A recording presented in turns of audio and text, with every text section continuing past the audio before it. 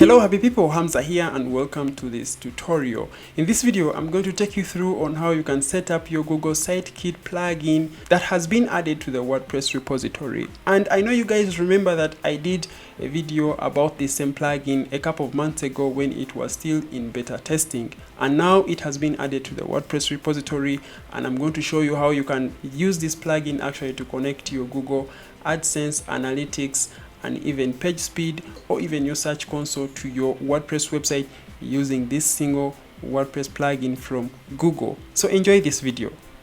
Now to get started, first of all, you have to be logged into your WordPress website, and you are going to come direct here to plugins, and you are going to go to add new plugin. And once you click on add new plugin, then you'll be taken to a window whereby you'll have to search for that plugin. It's called Sitekit. And once you search for Sitekit, it will show up right here. It's called Sitekit by Google, and at the moment it has over 70,000 active installations. So we simply install, and then you will have to activate. In case you want to use this plugin without having any issues, then you will have to disable ad blocker in your browser. Otherwise, with ad blocker enabled, you will not be able to connect to Google Adsense. Having it installed and activated, automatically you will be shown this welcome notification. So I'll simply click on setup.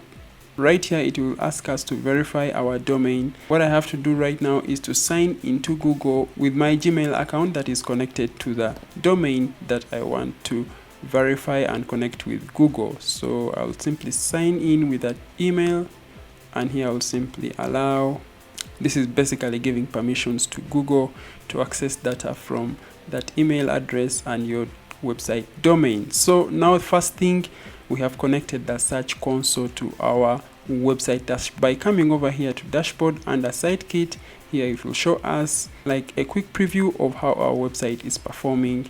Here it is showing the overview of the search statistics of the last 28 days.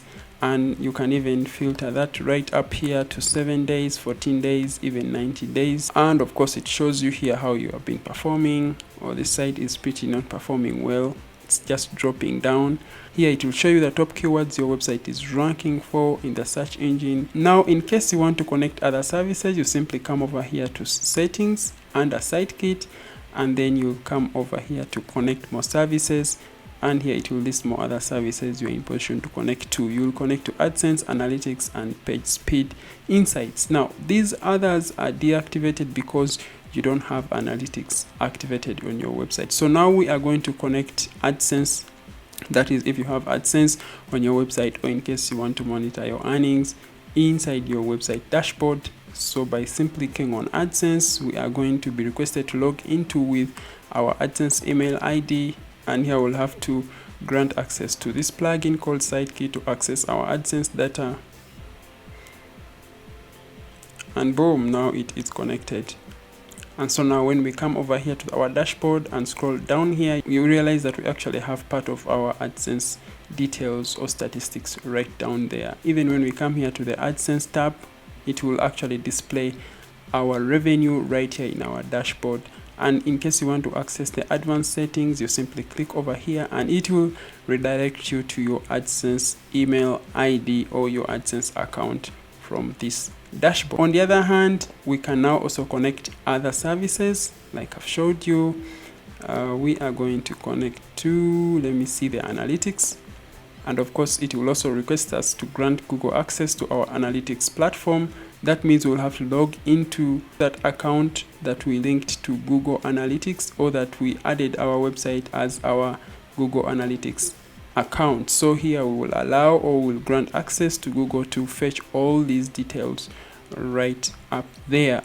Once that is connected, then we will be taken back to our website dashboard, and right here we can choose the property that we want to fetch our details from. In case we have a number of other websites connected to that account, it will list them right down here, and you only have to choose that specific property that you want to fetch data for. So when we click over here on configure analytics, it will take us right to this other dashboard, and it will give us all the details on how our website is performing. Here it is giving us details for our website traffic, and for the last 28 days The organic search result takes over 80%, direct 17%, and referral 2%.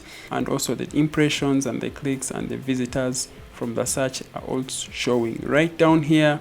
Also now giving you more details into the kind of search queries that you are known for and the most popular content on your website.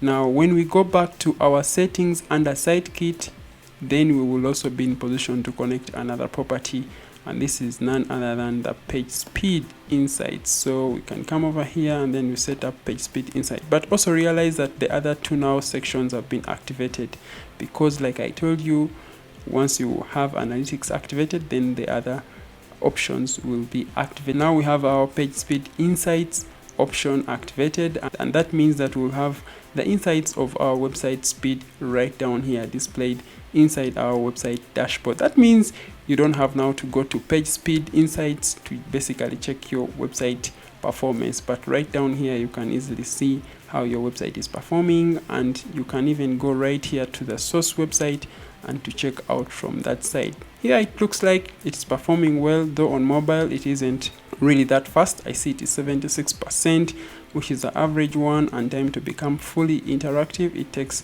9.7 seconds. And on the desktop version it is 99%, and it's really fast enough, and it takes 1.8 seconds to be fully interactive. So guys, you can also do the same to connect all the other services with your Google SiteKit plugin inside your WordPress dashboard. And here are all the listed services that are already connected in your WordPress websites. In case you want to reset your SiteKit plugin, you simply come over here to admin settings, and then you can simply hit reset SiteKit and it will reset everything. And in case you want to enable Google tracking in your WordPress website, you simply just come over here and then check that box.